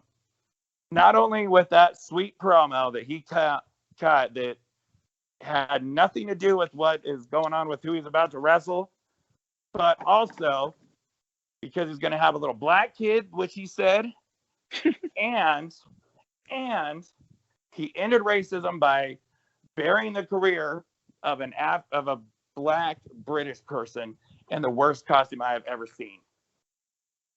The worst match of the night was Cody Rhodes against Anthony Ogogo. No way. Look, I had low Anthony expectations. Ogogo sucks, dude. Next. No, That's all you need let to me know. shit on this match, please. Because I had fucking low expectations for this thing. And normally when your expectations are low, it's like, okay, it wasn't as bad. No, it was worse than I imagined. Like, there wasn't one single time where Ogogo looked like he had him beat, and I don't even think he got a punch off. The craziest part about this is Cody didn't blade or bleed. But this was the worst Ogogo match I've seen, and that's saying a lot, even though he's only had a few. But this is probably also the worst Cody match, too. Like, it was just fucking bad. Like, so bad. Do you think Cody is just that egotistical that he thinks that he can carry an idiot like Anthony Ogogo? Yes. Yes. Push Cody. And the thing, too, man, it's like... I've grown to hate Cody. I enjoy making fun of Cody, and Cody memes have been fucking fire the past couple weeks because of that promo and then because of this match. But like this, and like Cody pretty much controls the match the whole fucking time, and then he just beats him clean out of nowhere with some move I've never seen anyone use. And with AEW, there's like 800 near falls every match. Like, it wasn't even close. It just, wow, it's over. Thank God. It was so fucking bad.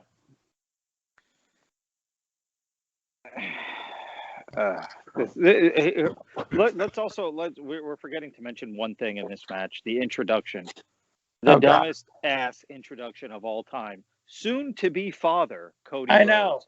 Are you fucking kidding me, man? Like, God. who is that? Had to be his idea. Had to be Cody's Has idea. to be. They put soon to be father. Oh my God, bro! Nobody gives a fuck. See, thank you, because I saw that and I was cringing so bad. But it's like, we all know Moxley's having a kid. Do they say Moxley's a soon-to-be father?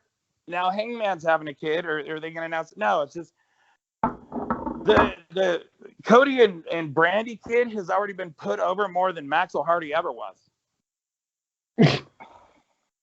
It's just, yeah, it was so fucking his introduction cringy to needs to be literally changed to just, he wants to be Triple H really badly. Cody Rhodes, like let's just get it out of the way. Like he wants, him and Brandy want to be Triple H and Stephanie so badly that it's embarrassing. It is. So the second worst match of the night, and this one disappointed me because I expected it to be pretty good, was Miro versus Archer. And man, you think like neither guy I don't think could have afforded a loss, and we thought, okay, it's Archer would be a guy to get it and deserves the belt, but they're not going to take it off. Like, nope. He's other not than lose the the belt start, after 1 week. Yeah, I mean, other than the start, man, it was just all Miro and Archer. They pretty much buried him. They had Jake come out with a snake in the bag, and Miro grabbed the snake and fucking threw it on the ramp. Sure he did. Sure he did. Sure there was a snake in that bag. Yeah, of course. Of course there was no real snake in there. But, I mean, man, he beat him with the submission hold where he didn't even choke him out. It looked so bad, and it just had Archer pass out, and it was just disappointment. Not a good match at all. And Archer's pretty much buried, which is sad. Any comments on this one, guys? I'm going to take that as a no. Nothing? Not even from the WCW Dude? I mean, this is another one that you knew Miro was winning this match, so why are you at least they could have made Archer look a little bit stronger. That's the part that pisses me off. Archer needs to at least look strong in defeat. I thought it was the wrong guy to match him. I mean, I get it. I get that it's a good matchup, but I thought it was the wrong guy to. Now, to me, Archer is buried for good. He's on my buried list. Yeah, and especially if they bring in Braun. I mean, Archer is a big man. Where does he go? He needs a repackage. Split him up with Jake. And I mean, he talks this big game like, you know, the TNT title is almost mine, and I want the TNT title so bad. And you think he's going to be this legit contender, or no? You think he is? No, I wasn't at all. Like, I don't think any of us thought for a second he was going to win that match. No, I didn't. I thought, you know, maybe in the future, you know, make him look strong, and in a few months have him be the one. But I mean, God, he got buried pretty much. Then we had the AEW Women's Championship. We got the face of the division, Britt Baker, DMD, baby, winning the belt. It was a fucking good match. Not gonna lie, it was very good. The right person went over. Like I said last week on the show, Carl Sheet has actually brought some prestige and respect to this division. She's been a great champ, but the face of the division won it. WCW Dude, your thoughts? I mean, it had to happen. Had to happen. It's overdue. Had to happen. Goldberg. Yeah, predictable, but let me bring one piece of negativity to this match. The match itself was a good match, but after the match, what is the relationship? I know we have a social media relationship with Tony Schiavone and Britt Baker, but what's their on-screen relationship? Yeah, that was kind of odd, wasn't it?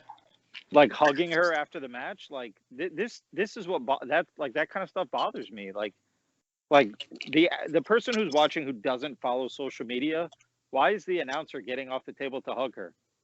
Especially when she's a heel and he's a face. Right. Well, didn't she beat the shit out of him and whatnot? Yeah. Like she abused him. This is what I mean. None of this makes any sense. It just doesn't make sense. Yeah, that to me, it bothered me. You know, because it's like, why are you going up here and giving the heel champ a hug? And because it's not like she's played the role of a face in this role. She's very much a heel. You did it. Like, I'm so proud of you. You won a scripted fucking title that like come on, like let's stick to kayfabe a little bit here, just a little bit, a tiny bit.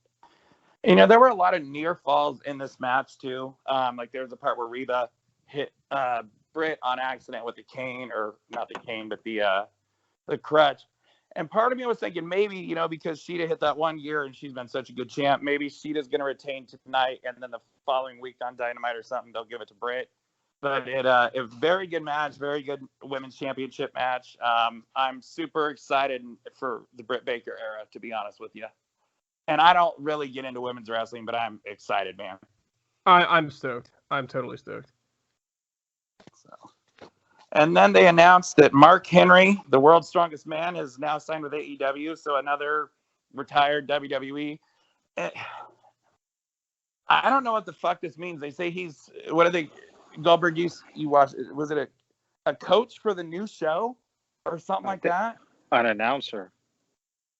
Yeah, it sounds like he's going to be an announcer for, what's the new show going to be called again? Oh, shit. Rampage, right? Rampage, yeah, there you go, Rampage. Yeah. And I think they call him an announcer and a coach, so, like, I don't know if that means an agent or what.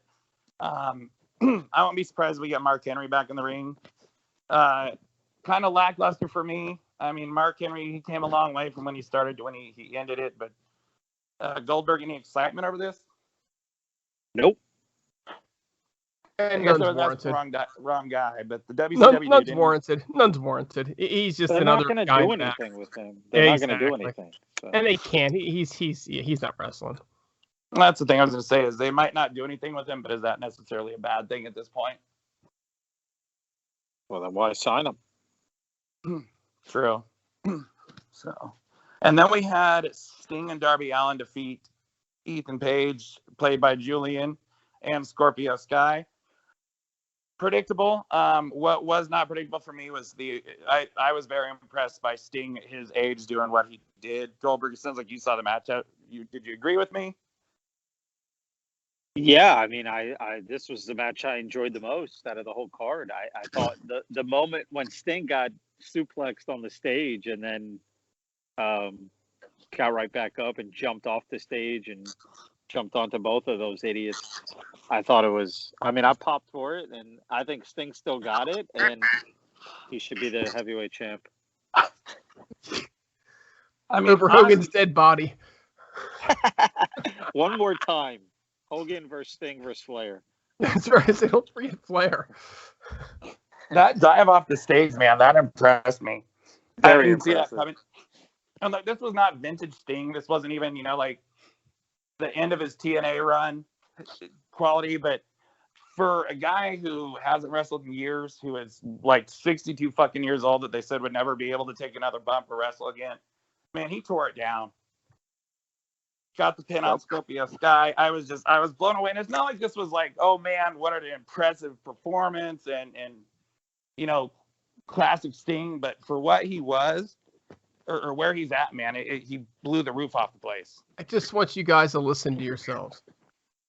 You're talking about this match and you're saying it's great because of the senior citizen in it. Neither one of you, with the exception of mentioning how he got the pinfall over Scorpio Sky, has mentioned Scorpio Sky, the artist formerly known as Julian or whatever the fuck he goes by. Karate right? Man. Or God forbid you mention Darby Allin's name, and maybe Tony Khan should be listening to you. Just saying. I mean, this match was made by the 62-year-old. Don't forget that, folks. Don't forget that. Here's one thing that bothered me in this match. I didn't like that Played by Julian threw Darby Allin into the crowd because I think it makes Darby Allin look like a fucking teenager. Like he is, isn't he? Well, Yeah, he does look like a fucking teenager. But they're trying to build him up as this like competitor who can one day be champ. Like, nobody who I take seriously is going to be thrown into the crowd like a rag doll, like Spike Dudley. My daughter's 13, and some of the kids on her soccer team could legit beat his ass. I'm just saying. He's like, AEW tries to make him a poor man's Jeff Hardy, and he's no Jeff Hardy. Dude, I have literally watched Jeff Hardy suplex your boy Austin Aries as you said that. Like, no fucking shit. You must be watching Twitch still. I am still watching Twitch. Yeah. There's a hell I'm watching AXS and I'm watching AJ versus D'Lo. Oh, the best of D'Lo? Is that what's on tonight? All right, guys. Of course. So it's getting late here. We're gonna wind this sucker down here. I got 3 parting gifts for you. Fuck, marry, and kill. Okay? God damn. The first one is Anna Jay, Britt Baker, and Penelope Ford. I'm gonna marry Anna Jay. I will fuck Penelope, and unfortunately, as much as I love her, I'll kill DMD. Goldberg. I think I'm gonna marry Major Guns. I'm gonna kill Anna Jay, and I don't fucking know, man. I don't care. Who are you? Give me yours. Oh, I was right. I unfortunately, this is the one spot where you got to kill Britt Baker. It's like, yeah, I think I agree with that actually. I don't know what else you can do. Okay, it's gonna get a little bit more difficult, and then it's gonna get really hard. So we're running late, but you do fuck, marry, kill instead of closing up the 2 biggest matches. All right. Chris, I'll give you my all-time Mary, Tori Wilson. I'll marry her today. Today, my God, right now, hot. We're going to hit the 2 most important matches. We're so going to hot. hit Chris Statlander, Kill. Jade Cargill, and Leva Bates. All 3.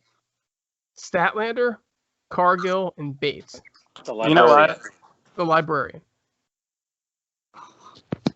I'll kill the librarian. Statlander, I'll be honest, since she's came back and lost weight, she's hot to me. I'd fuck her and I'd wife down old Jade. That's hard. I'm killing Jade.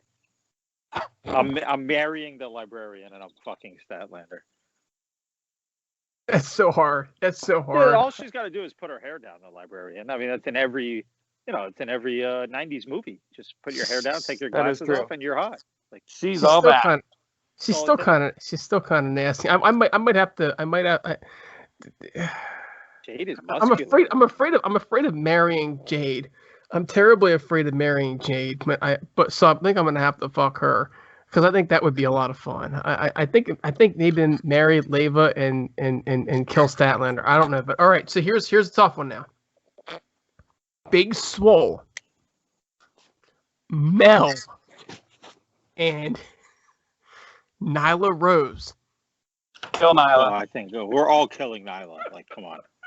Who was the one in the middle? Mel. Who's Mel's the Mel? bald girl who was part of the Nightmare family with what's her name? Brandy. She was the bald chick. I don't even remember, but I'll bang her and marry the other one. I don't even remember. I just know I'll kill Nyla. Oh no, I'll fuck Swole because I don't want to marry her. She seems awful. That is tough, actually. Do you imagine living with Big Swole now? Swole has I'm hair. with him. Mel's like bald, dude. Well, Mel's Mel got can shorter grow hair hair. than me. And put a wig on that bitch. I would marry Mel. I'm with him. I agree. All right. Let's get those two matches. And let's wrap this shit up. All right. So Omega won. Pretty good match. Anyone want to chime in on it? Nope. He's a good Shocking. comic book. He's a great comic book character. I mean, He's it was the worst predictable. actor. I hate him. How's that for chiming in? All right. That works. Honestly, it was a good match. It really was. But we'll move on to the big one, which is the Stadium Stampede, Inner Circle retaining. Much better than the first one, in my opinion. A little bit of comic goofy shit, but it wasn't anywhere near like the first one. You got cameos from Conan. You got a cameo from Urban Meyer. Urban Meyer even saying "holy shit," which I don't watch ESPN because I don't go with the liberal bullshit. But I assume that was a big way for AEW to get on Sports Center. I'll be honest. I was listening to CBS Sports Radio on my car the next day. They were talking about Urban Meyer and AEW. He also completely spoiled kayfabe on his Twitter account the next day. Who did? Urban. He posted on his Twitter a picture of him, Jericho, and MJF rewatching and laughing together. Awesome. Beautiful. Gotta love it. And Charlie Strong with the cameo. I enjoyed it a lot. I really did. It's not everyone's cup of tea, and really that kind of stuff isn't for me, but I liked it so much better than the original. Some good spots and some neat stuff. I mean, the Conan cameo was pretty cool. Not a lot of blood. Sammy Guevara being the hero, making the win. I think Sammy stole the show in the Blood and Guts match. I think they're trying to make him a star. That's why he came out and ended it. I got one point I want to make at the very end of this. But let's go with the guy that actually watched the match with me. So, Goldberg, what's your thoughts on Stadium Stampede? I'm sure you loved it. Here's my problem with the ending is, yeah, it was such a random ending. Yeah, the right guy got the pin because I actually really like Sammy Guevara. And I think he should have been put over long before this, but he's been buried as Jericho's sidekick for so long. But he's the right guy to get the pin, but the pin was so random. Like, it was just two guys in the fucking ring. Like, where were the rest of the, like, everybody should have been in that ring at that moment. Everybody should have come out. No? No, I strongly agree with you.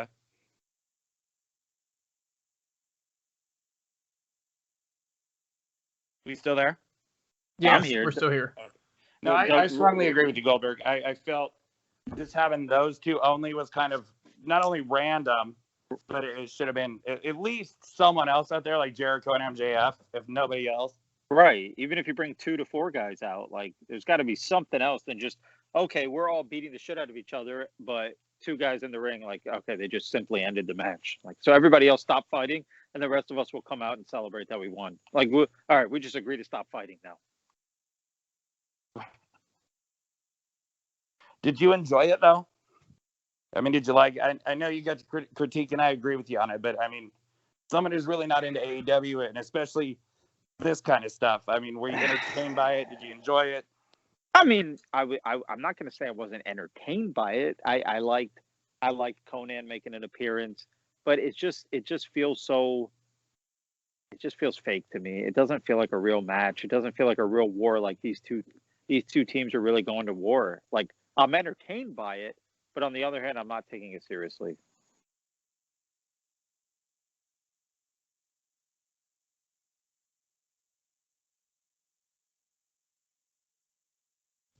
I mean, WCW Dude. I mean, I love the feud. I absolutely love the feud. I love what they're doing with it, and I hope it continues.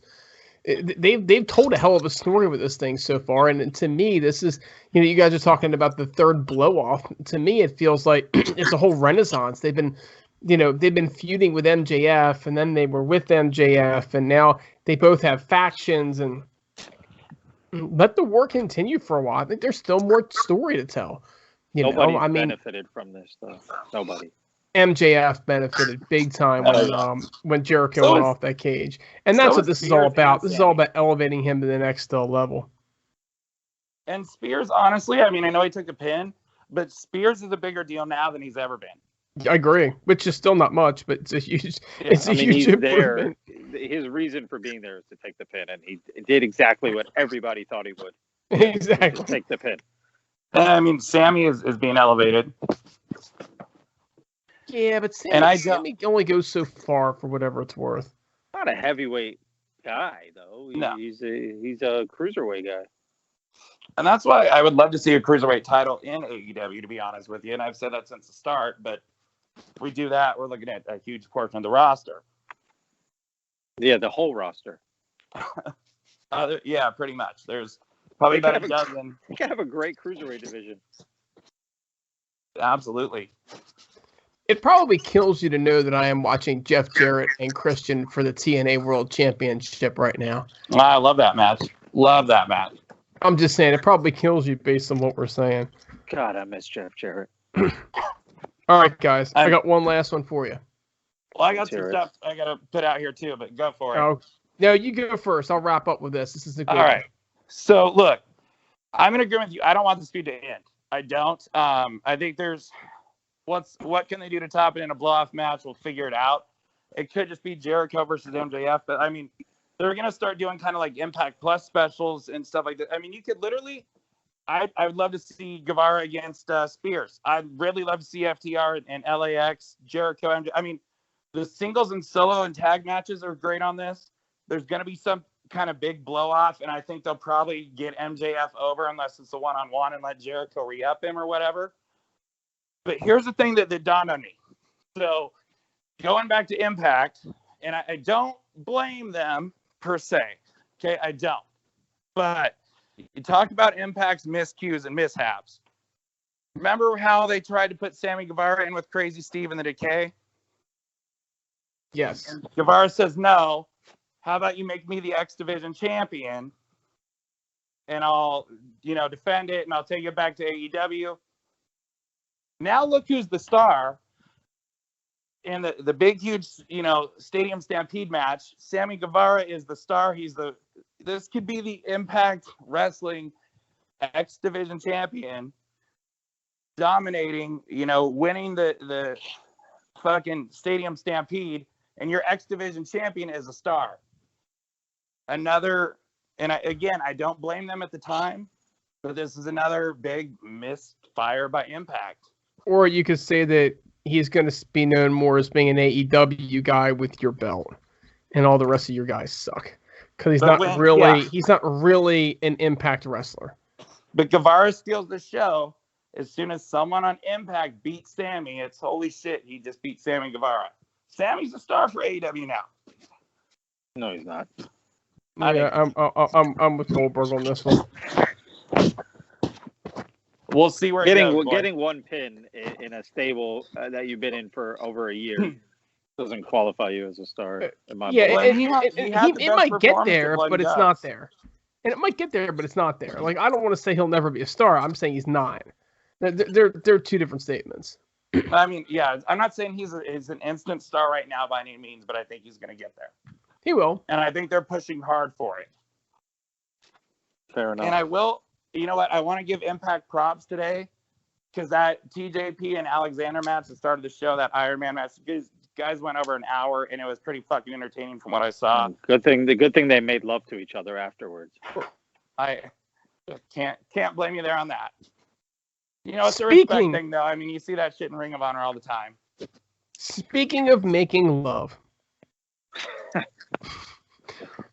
Rosemary, Alicia, Fire and Flava I'm killing Fire and Flava. I'm fucking Alicia, and I'm marrying Rosemary. Are you fucking kidding me? Goldberg? Oh man, I damn, that's tough. It's actually the toughest one of the night. I think I might have to agree with him.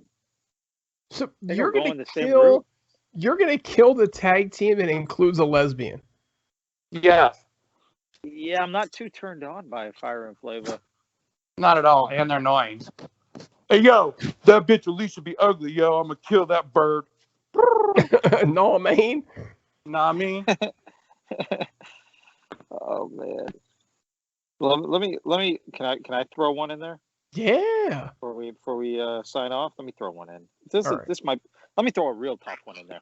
Trish, Lita, and Sable. Woo, that's a doozy. I'm gonna kill Sable because she does seem like a cunt. I am going to fuck Trish about 1 million times. I'm gonna marry Lita because I love Lita. Wow. Who's Sable's apparently cut? Who's Sable married to now? Brock. Yeah. And she used to take some Johnny B. Bad dick. They call me Johnny B. Bad. She could take my dick too. I'm probably killing her. I am absolutely marrying Trish. There's no doubt in my mind. It's just a matter of which of the two I'm gonna fuck. And I feel like when you look at it in the grand scheme of things, Lita opts for something a little different. So if I'm gonna wind up married to Trish, I might as well have Lita instead of Sable. Dude, Lita was like the one before like Rosemary and Britt, like the one women's wrestler I was actually like a big fan of. And she's got that different vibe. And she's into like metal. She is. And... Lita is hotter now than she's ever been. Oh yeah. She looks amazing now. What's Trish look like? Last time I saw her, it's like still damn. Well, of course.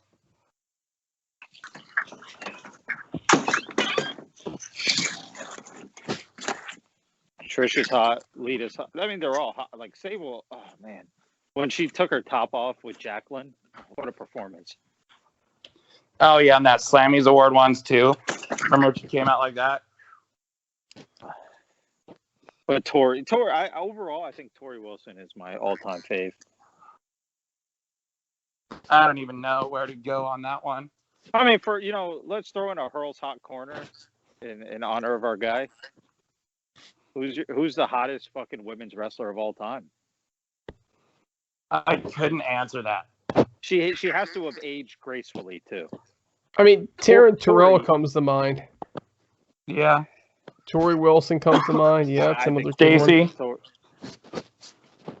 Yeah, Stacy. Yeah. Unfortunately, Sunny has not aged well. No, but she was so hot back then. She was, dude. Oh my god. You'd still fuck her. Like, let's be real. I would. Like Sunny and I, we bonded over talking shit about Jordan Grace. And you did. But, wait a minute. Are you friends with her on Twitter? I was. We followed each other, but I'm banned from Twitter for life. Man, wait. So you had access when she made her account private. You had access to those comments? Yeah. Oh, you blew it. You really blew it. I know. Like before, I mean, you and I were talking and stuff like that. We became friends off there, but before you were doing the show, I was like screenshotting all the stuff that the convo Sunny and I had talking shit about Jordan Grace. And she would like retweet my stuff, and then I followed her. I remember that. She followed you back? And I was like, hey, will you follow me back? And she's like, yeah, of course. Really? I have a whole new respect for you. Wow. I was telling the guy, I was like, I'm going to bang her. And then, it just failed.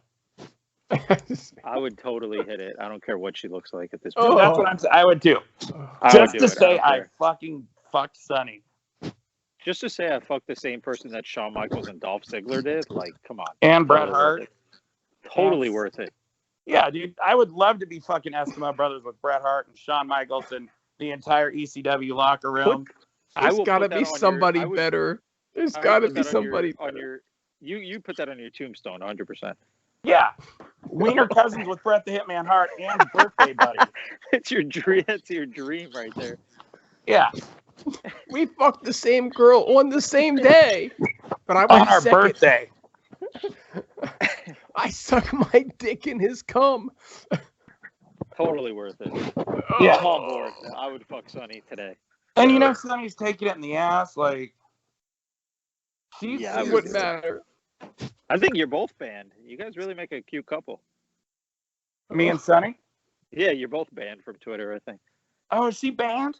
I haven't seen her in a long time. So Me, either Sonny, she's and Donald inactive Trump all banned. Nah, Trump's coming And we're back. all 3 Republicans. He's coming back. He's coming back. Fucking right. Or DeSantis, my man from Florida. Let's go. Hell yeah. Oh, hell yeah. I mean, 2024. Make America Florida. you know what? As far as like the hottest women wrestler, I could throw Maria Kanellis in there. Maria's is hot to me. What is it? Sarah J in AEW is really fucking hot right now. And a J. Sarah J. And a J. Now you're going. Sarah to J. And a J. I know who Sarah J is. My bad. Now you're revealing yourself. I am. I know exactly who Sarah J is, and so do you guys, you perverts. And you know who also knows who Sarah J is? Hurls. Hurls is looking at it right now, probably. But I know that there's like one women's wrestler that I'm really that I'm thinking of, but I can't remember right now that it'll dawn on me. Mickey James. Scarlett. What's the chick from? Oh, Scarlett Mandy Bordeaux. Leon? She is. Oh, yeah. Yeah, Oh, Mandy yeah. Leon, Scarlett, Maria, Sunny in her prime, Sable, Trish, Lita, Stacy, Tori, Dawn Marie. Awesome Kong. Oh yeah, okay, that's number 1. Especially when I was gonna Kong say- kitties popped out. I was going to say Vicky Guerrero, but that's me. I mean, actually, you know what? It's pretty simple. That's just mean. I don't know how I forgot, but it's Nyla Rose. I think it's Asia Kong. Asia Kong, Awesome Kong, Congo Kong. Congo Kong. He's got some nice rack too. He does. He's Dude, been on the time that I butt dialed him, that was the greatest thing ever. live He on the answered. show. And Live he on the answered, show. and I go, "Who the fuck is this guy?" No way. live on the show. We were live. We were broadcasting live one night after we were doing a recap show. It was one of the pay-per-views. He wasn't on it. I hit the wrong thing on my computer. I butt dial him. I'm scrambling to hang up, and he answers it, and nobody knows who it is except for me because I'm the idiot that hit the thing. And he's like, "Hello," and they're like, "Who the hell are you?" That's And how I'm he like, sounds. We're Hello? doing an Impact show right now, and I'm like, do you want to join? He's like, well, I really wasn't on it. I really didn't watch it, so no. And of course, the viewers, whoever's listening, has no idea who the hell I'm talking to, right? The hosts have no idea who I'm talking to. I am just dying laughing. I'm like, I will text you guys later who that was. It was Congo fucking Kong. And I literally stated Congo Kong on the air. I'm like, "Who the fuck is this guy?" It's another guy who got banned from fucking wrestling. Yeah, that kind of makes sense though. But Can I just leave you guys real quick with before we sign off? Rest in peace, Lakers. fuck LeBron. Just rest, Lakers. Don't do it in peace, though. Well, Fuck they're done. LeBron. Go look at the score. Oh hell yeah. R.I.P. Fuck you, communist James. Good. You know, but I have a love-hate relationship. Actually, it's a hate, but like I want to see him stick around because I enjoy watching him lose, and now I can't watch him lose anymore. He's out. I enjoy watching him flop and cry, but I seriously cannot stand that guy one bit. He's on my list with Curry, Steve Kerr, Greg Popovich, and Steph Curry. Old Right. Pop the Liberal is drives me a little bit nuts now too. Amazing head coach though. Dude, it's only the first quarter. I mean, it's a 22-point game. Yeah, but you got 3 quarters to come back. That's doable. If they and come the back, NBA wanting LeBron to win. I mean, LeBron has to play all 48 minutes, and he's already sat for 3. Like, there's no way they come back from this. If they do, I will fucking fuck Nyla Rose. Oh, I can't wait. Nyla Rose can't wait either. Stop making me root for LeBron. Wait a second. If you win, if they win, could you let Nyla Rose fuck you? I will message her. I will DM her him or him. Whatever. Listen. Hey, whatever. It. I don't have the pronouns for Nyla Rose. Like I don't get Nyla's emails to know what the preferred pronouns are. Hey, we all would vote for a he/she if we were living in California next year, though. True. If Goldberg has to have sex with Nyla Rose, we're gonna change his name to Peg Burt. Oh man, I'm a Jenner fan now.